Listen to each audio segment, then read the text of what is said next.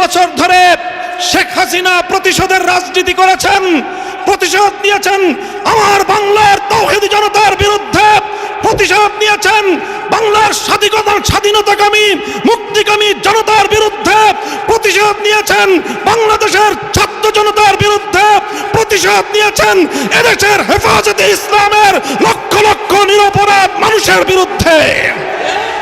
যদি সেখান থেকে বসে বাংলাদেশের স্বাধীনতার উপর কোনো হস্তক্ষেপ করার চেষ্টা করা হয়, তাহলে বাংলাদেশের মাটিতে ভারতীয় দূতাবাস থাকতে পারবে না। শেখ হাসিনার বিরুদ্ধে বাংলাদেশে বিভিন্ন থানায় আদালতে হত্যা মামলা দায়ের হয়েছে। আমি আহ্বান জানাতে চাই, খুনি হাসিনাকে ধরে এনে বিচারের কাঠগড়ায় দাঁড় করাতে হবে। শত শত শহীদের লাশের গন্ধে পার হয়ে 50 বছরের সেই পুরনো কোন নিহত ব্যক্তির জন্য জাতীয় শোক দিবস পালন করার কোনো অর্থ হয় না।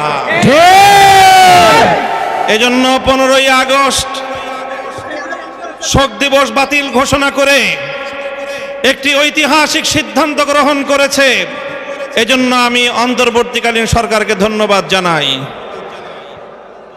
আরেকটি বিষয় আমি দেশবাসীকে সতর্ক করতে চাই, হেফাজতে ইসলামের নেতা কর্মীদেরকে সতর্ক করতে চাই।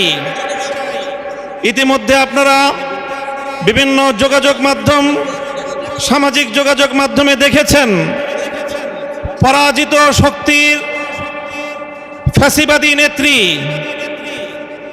জালিম শাহী শেখ হাসিনা নরেন্দ্র মোদীর ঘরে বসে বাংলাদেশের অভ্যন্তরে 15ই আগস্টকে কেন্দ্র করে বিশৃঙ্খলা সৃষ্টি করবার জন্য তিনি উস্কানি দিচ্ছেন। বলতে চাই, আওয়ামী লীগের, যুবলীগের, ছাত্রলীগের যারা বিগত 15 বছর পর্যন্ত হাতুড়ি লীগের ভূমিকা পালন করেছেন, মনে রাখবেন এখন বাংলাদেশ আর সেই 16 বছরের ফ্যাসিবাদী পরাধীন বাংলাদেশ নয়। এই বাংলাদেশ আজ স্বাধীন বাংলাদেশ। ছাত্র জনতার এক সাগর রক্তের বিনিময়ে অর্জিত এই স্বাধীন বাংলাদেশে যদি 15ই আগস্টকে কেন্দ্র করে কোন নৈরাজ্য সৃষ্টির পায়তারা করা হয়, সারা বাংলাদেশে তাদেরকে প্রতিরোধ করা হবে, প্রতিরোধ করা হবে।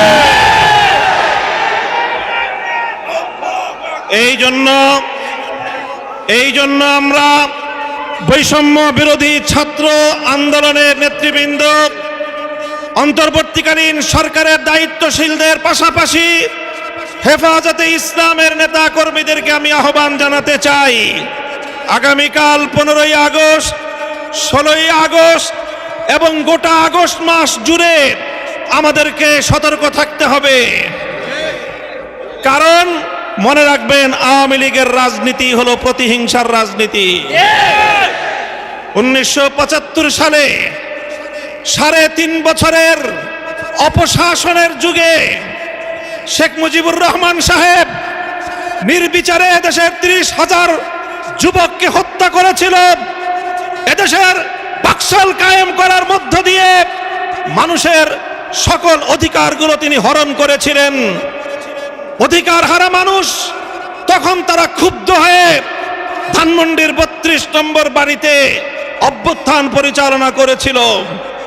তখন এই শেখ হাসিনা ঘোষণা দিয়েছিল যে জাতি তার বাবাকে হত্যা করেছে তিনি সেই জাতির কাছ থেকে প্রতিশোধ গ্রহণ করবেন।